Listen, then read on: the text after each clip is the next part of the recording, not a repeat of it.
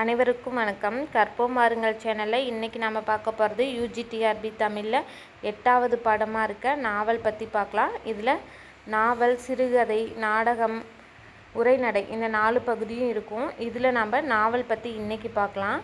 தமிழ் நாவல் 100 ஆண்டு வரலாறும் வளர்ச்சியும் சிவபாத சுந்தரம் சுந்தரராஜன் புத்தகத்திலிருந்து பார்க்கலாம். அதில் இன்றைக்கி நம்ம ஒரு 33 வினாக்கள் பார்க்கலாம்.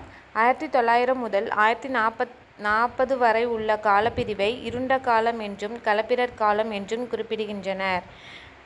1900 முதல் 1940 வரை உள்ள காலப்பிரிவை இருண்ட காலம் என்றும் களப்பிரர் காலம் என்றும் குறிப்பிடுகின்றனர். வேதநாயகம் பிள்ளை, ராஜமையர், மாதவையா, நடேச சாஸ்திரி, பொன்னுசாமி பிள்ளை இவர்களுக்கு அடுத்தபடியாக குறிப்பிடும் நாவல் ஆசிரியர் கல்கி. வேதநாயகம் பிள்ளை, ராஜமையர், மாதவையா, நடேச சாஸ்திரி, பொன்னுசாமி பிள்ளை இவர்களுக்கு அடுத்தபடியாக குறிப்பிடும் நாவல் ஆசிரியர் கல்கி. 1940ஆம் ஆண்டு கள்வனின் காதலி நாவலை எழுதியவர் கல்கி.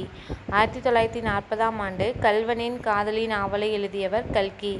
சென்னையில் திராவிட பாசா சங்கம் தோற்றுவிக்கப்பட்ட ஆண்டு 1899. சென்னையில் திராவிட பாசா சங்கம் தோற்றுவிக்கப்பட்ட ஆண்டு 1899.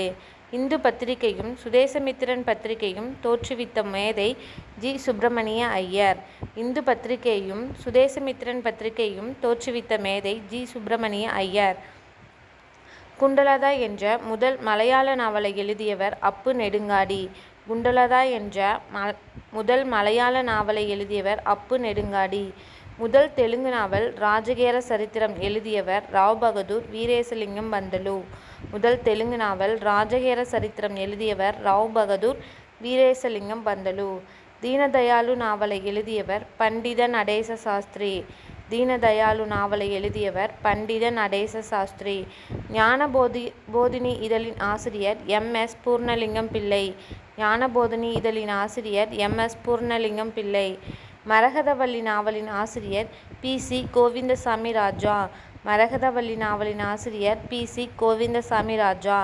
மரகதவள்ளி நாவல் 84 பக்கங்களை கொண்டது. மரகதவள்ளி நாவல் 84 பக்கங்களை கொண்டது. வி.கோ. சூரிய நாராயண சாஸ்திரியார் மதிவாணன் என்ற தொடர்கதையை எழுதிய இதழ் ஞானபோதினி. வி.கோ. சூரிய நாராயண சாஸ்திரியார் மதிவாணன் என்ற தொடர்கதையை எழுதிய இதழ் ஞானபோதினி. மதிவாணன் என்ற தொடர்கதைக்கு சூரிய நாராயண சாஸ்திரியார் ஆங்கிலத்தில் எ கிளாசிக்கல் தமிழ் ஸ்டோரி என்றும் தமிழில் புதுவது புனைந்த செந்தமிழ் கதை என்றும் பயன்படுத்தியிருக்கிறார்.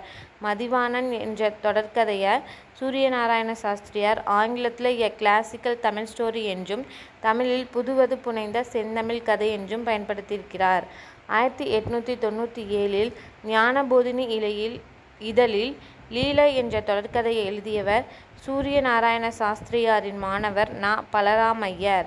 1897 ஞானபோதினி இதழில் லீலை என்ற தொடர்கதையை எழுதியவர் சூரிய நாராயண சாஸ்திரியாரின் மாணவர் ந. பலராமையர். ஒரு ஆங்கில கதையை தழுவி குமுதவள்ளி என்ற பெயரில் நாவலை எழுதியவர் மறைமலை அடிகள். ஒரு ஆங்கில கதையை தழுவி குமுதவள்ளி என்ற பெயரில் நாவலை எழுதியவர் மறைமலை அடிகள்.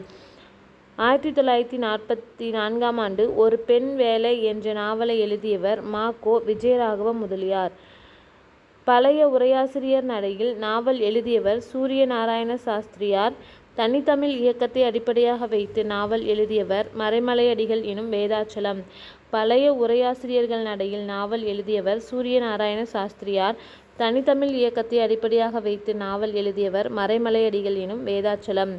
இவர்கள் இல்லாமல் ஒரு புது முறையை கையாண்டு நாவல் எழுதியவர் விஜயராகவ முதலியார்.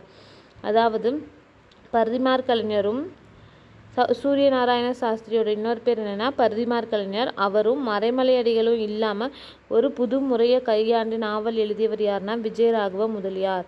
மா. கோ. விஜயராகவ முதலியாரின் ஒரு பெண் வேலை என்ற நாவல் சென்னை நகரை நிலைக்களனாக வைத்து எழுதப்பட்டது. மா. கோ. விஜயராகவ முதலியாரின் ஒரு பெண் வேலை என்ற நாவல் சென்னை நகரை நிலைக்களனாக வைத்து எழுதப்பட்டது.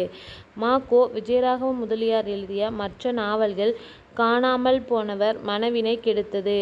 காணாமல் போனவர், மனவினை கெடுத்தது. நாகை கோபாலகிருஷ்ண பிள்ளை எழுதிய நாவல் தனபாலன். நாகை கோபாலகிருஷ்ண பிள்ளை எழுதிய நாவல் தனபாலன். தேவகுஞ்சரி அம்மாள் எழுதிய நாவல் விஜயலட்சுமி. தேவகுஞ்சரி அம்மாள் எழுதிய நாவல் விஜயலட்சுமி. பண்டிதை விசாலாட்சி அம்மாள் எழுதிய சுஜாதா வனசுதா எழுதிய நாவல் சுஜாதா வனசுதா. பண்டிதை விசாலாட்சி அம்மாள் எழுதிய நாவல் சுஜாதா வனசுதா. மீனாட்சி சுந்தராம்பாள் எழுதிய நாவல் ஜெயசீலன். மீனாட்சி சுந்தராம்பாள் எழுதிய ஜெயசீலன். குருமலை சுந்தரம் பிள்ளை எழுதிய நாவல் பொற்சொடி. குருமலை சுந்தரம் பிள்ளை எழுதிய நாவல் பொற்சொடி. பாலகிருஷ்ணன் பிள்ளை எழுதிய நாவல் விஜயகாருண்யம்.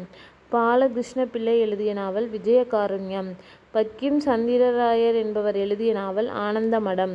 ஆனந்தமடம் நாவலை ஆங்கிலத்தின் வாயிலாக தமிழில் மொழிபெயர்த்தவர் திருச்சிற்றம்பலம் பிள்ளை.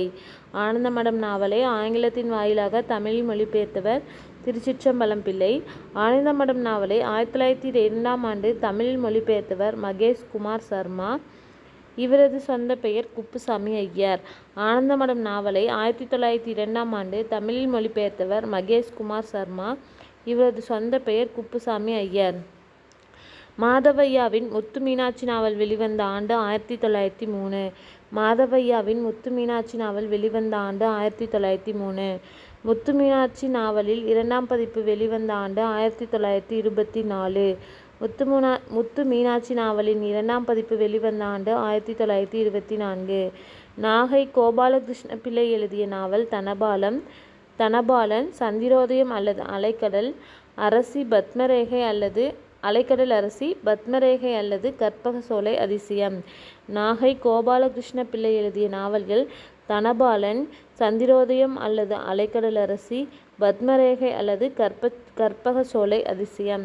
இன்னைக்கு நாவல்ல இருந்து 32 வினாக்கள் பார்த்துருக்கோம். அடுத்த வீடியோவில் மீதி வினாக்கள் பார்க்கலாம். நன்றி, வணக்கம்.